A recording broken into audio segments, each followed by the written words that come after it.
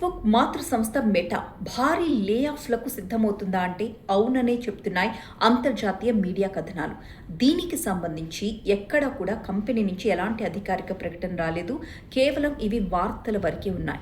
వీటి ప్రకారం చూసినట్లయితే ప్రపంచవ్యాప్తంగా 20% మంది ఉద్యోగుల్ని తొలగించడానికి రంగం సిద్ధం చేస్తోందట మెటా సంస్థ. ఇందులో భాగంగా మే 20వ తారీఖున 8,000 మందిని తొలగించడానికి రంగం సిద్ధం చేస్తున్నట్లుగా, వాళ్ళందరికీ కూడా ముందస్తుగా మెయిల్స్ పంపించడానికి కసరత్తు జరుగుతున్నట్లుగా మనకి సమాచారం అందుతోంది.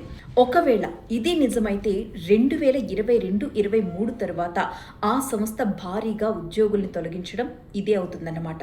మీకు గుర్తుందా, 2022లో మెటా సంస్థ 11,000 మందిని తొలగించింది. ఆ తరువాత వెంటనే మళ్ళీ 2023లో 10,000 మందికి ఉద్వాసన పలికింది.